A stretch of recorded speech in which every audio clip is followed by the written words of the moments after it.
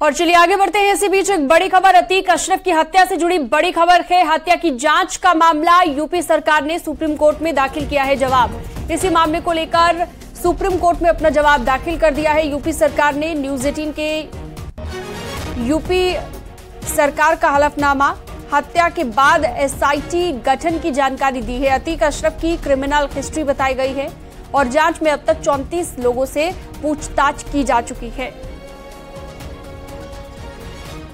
तो अतीक अशरफ की हत्या से जुड़ी ये बड़ी खबर, बड़ी जानकारी हम आपको बता रहे हैं। अब तक 34 लोगों से पूछताछ हो चुकी है और अब सुप्रीम कोर्ट में अपना जवाब दाखिल कर दिया है उत्तर प्रदेश सरकार ने। शंकर आनंद फोन लाइन पर जुड़ गए हैं ज्यादा जानकारी के लिए। शंकर, सुप्रीम कोर्ट में अपना जवाब दाखिल कर दिया है यूपी सरकार ने इस मामले में, और क्या ज्यादा जानकारी? सुशील पांडे हमारे साथ जुड़े हैं, माफ कीजिएगा। सुशील, बताइए खबर पर पूरी जानकारी।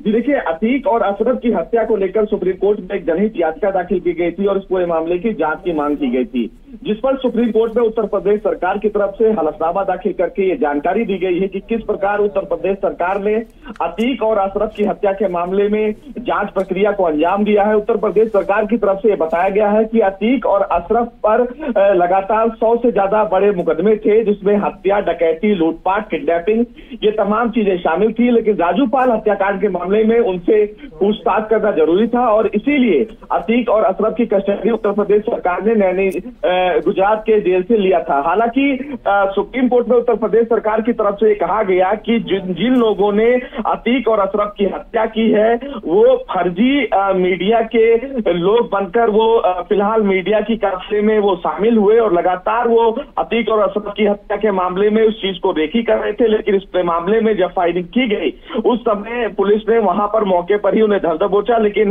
इस बीच हत्या को अंजाम दिया गया है। पूरे मामले में उत्तर प्रदेश सरकार की तरफ से 2 कमेटियों का गठन किया गया है, जिसमें एक कमेटी जुडिशियल कमेटी है और एक पुलिस की खुद एसआईटी बनाई हुई कमेटी है, जिसमें दोनों जो कमेटियां हैं उन्होंने अपनी डिटेल रिपोर्ट सुप्रीम कोर्ट से साझा की है। हालांकि अगर नई कमेटी की बात करें तो उनकी तरफ से 47 विटनेस ऐसे हैं जिनसे फिलहाल कमेटी के लोगों ने पूछताछ की है। साथ ही साथ एसआईटी ने जो फिलहाल इस पूरे मामले में जांच की है उसमें 37 ऐसे विटनेसेस हैं जिनसे यूपी पुलिस के खुद अधिकारियों ने बातचीत की है। हालांकि जिस दिन घटना को अंजाम दिया गया उस दिन पीसीआर में और साथ ही साथ पुलिस में जो लोग शामिल थे उन तमाम लोगों पर डिपार्टमेंटल इंक्वायरी बैठा दी गई है। उनमें से कुछ पुलिसकर्मियों को सस्पेंड कर दिया गया है। हालांकि आधार कार्ड जो तमाम आरोपी हैं उनके मिले हैं यूपी पुलिस को, वो फर्जी आधार कार्ड है। यूपी पुलिस लगातार अभी मोटिव पता कर रही है कि इस पूरे मामले में कौन लोग शामिल थे। हालांकि यूपी पुलिस की तरफ से कहा गया है कि लगातार इस पूरे मामले में जांच एजेंसी जांच को लेकर आगे बढ़ रही है, क्योंकि ये अपने आप में एक बड़ी घटना थी जिसको लेकर उत्तर प्रदेश सरकार ने ये भी जानकारी अपनी तरफ से यूपी सरकार ने हलफनामा दिया है और सिलसिलेवार तरीके से बताया कि किस तरह से हत्या हुई, कौन लोग इसमें सम्मिलित थे, कितने लोगों से पूछताछ हुई है, एसआईटी का गठन हुआ है। अब इस पर अगली सुनवाई कब होगी सुशील इस पूरे मामले पर दोबारा? देखिए, कल इस पूरे मामले में सुप्रीम कोर्ट में सुनवाई होनी है और इसीलिए उत्तर प्रदेश सरकार की तरफ से हलफनामा ये दाखिल किया गया है। हालांकि जो अतीक की बहन है आयशा नूरी, उनकी तरफ से भी सुप्रीम कोर्ट में एक याचिका दाखिल की गई है जिसमें संभवतः कल सुनवाई सुप्रीम कोर्ट कर सकता है। उसकी तरफ से जो आरोप लगाए गए हैं वो उत्तर प्रदेश सरकार और केंद्र सरकार पर आरोप लगाए गए हैं। साथ ही साथ जिम्मेदार पुलिस अधिकारियों पर मुकदमा चलाने की मांग की है आयशा नूरी ने। लेकिन इस बीच उत्तर प्रदेश का ये जवाब कहीं ना कहीं उन तमाम याचिकाओं पर एक बड़ा जवाब होगा, क्योंकि साफ तौर से उत्तर प्रदेश सरकार ने सिलसिलेवार तरीके से सुप्रीम कोर्ट को जानकारी दे दी है कि किस तरह अतीक और अशरफ की हत्या के मामले में उत्तर प्रदेश सरकार तो सरकार ने इस मामले में क्या किया है इसको लेकर हलफनामा सुप्रीम कोर्ट में दे दिया गया है। कल भी एक याचिका पर सुनवाई होनी, अब देखना होगा इसमें कल क्या कुछ होता है। बहुत बहुत शुक्रिया आपका सुशील हमारे साथ जुड़ने के लिए। महाराष्ट्र की सियासत से जुड़ी बड़ी खबर आ रही है। राजभवन पहुंचे हैं अजित पवार, सीएम एकनाथ शिंदे भी राजभवन पहुंचे। तो बड़ी खबर इस वक्त आ रही है, महाराष्ट्र की सियासत से लगातार यहां पर उथल पुथल मचा हुआ है और इस बीच एक बड़ी खबर, राजभवन पहुंचे हैं अजित पवार, सीएम एकनाथ शिंदे भी राजभवन पहुंचे हैं और बताया जा रहा है कि अजित पवार अब बीजेपी के साथ जा सकते हैं। इस तरह की बड़ी खबरें हैं। अब महाराष्ट्र की सियासत से जुड़ी बड़ी खबर यही आ रही है कि राजभवन अजित पवार पहुंचे हैं, सीएम एकनाथ शिंदे भी वहां पर पहुंचे हैं। अब देखना होगा कि यहां पर पहुंचकर वो राज्यपाल से किस तरह की उनकी मुलाकात रहती है।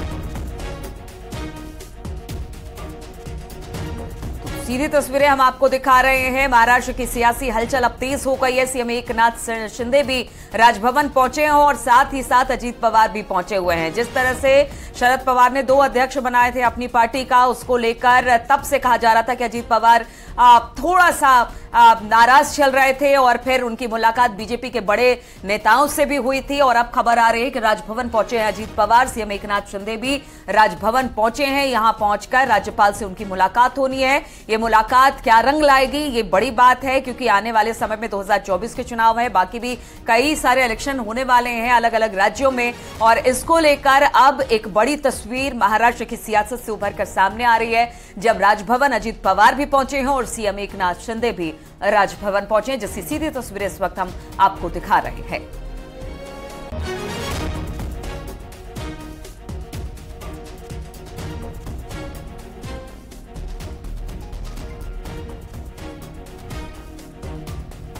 तो महाराष्ट्र की सियासी हलचल अब तेज हो गई है। अजीत पवार, और इस वक्त एक और बड़ी खबर आ रही है सूत्रों के अनुसार कि डिप्टी सीएम अजीत पवार को बनाया जा सकता है। ये बड़ी खबर आ रही है महाराष्ट्र की सियासत में। तो अजीत पवार का जाना उनके लिए फायदे का सौदा साबित हुआ है। खबर यही आ रही है कि डिप्टी सीएम अजीत पवार को बनाया जा सकता है, इसलिए सीएम एकनाथ शिंदे के साथ राजभवन पहुंचे हैं अजीत पवार। और क्या कुछ बातचीत होती है और जिस तरह से राजभवन पहुंचकर जब वो राज्यपाल से बात करेंगे तो उनको क्या बताते हैं, किस तरह की सहमति होती है, कब तक ये अनाउंस कर दिया जाएगा, ये एक बड़ी बात है, ये देखना है। सारे के सारे विधायक इस वक्त महाराष्ट्र राजभवन पहुंच चुके हैं और बताया जा रहा है कि एनसीपी के 9 विधायक भी शपथ ग्रहण कर सकते हैं अजीत पवार के साथ। तो अजीत पवार खुद तो गए हैं, अपने साथ साथ अपने समर्थकों को भी लेकर गए हैं। बताया जा रहा है कि अजीत पवार अगर उप मुख्यमंत्री बनाए जाते हैं तो उनके साथ 9 और ऐसे विधायक हैं जो शपथ ले सकते हैं। तो इस वक्त महाराष्ट्र की सियासत में जबरदस्त हलचल दिखाई दे रही है। तस्वीरें आ रही हैं राजभवन से, जहां पर सारे विधायक पहुंचे हुए हैं। मीडिया कर्मियों को भी आप देख सकते हैं। ये सीधी तस्वीरें इस वक्त हम आपको दिखा रहे हैं, जहां पर सूत्रों के हवाले से बड़ी खबर आ रही है कि अजीत पवार को डिप्टी सीएम बनाया जा सकता है। इसलिए सीएम एकनाथ शिंदे भी राजभवन पहुंच गए हैं और राज्यपाल से मुलाकात के बाद ही यह आधिकारिक घोषणा हो सकती है कि क्या अजीत पवार को बना दिया गया है डिप्टी सीएम। इसका इंतजार रहेगा।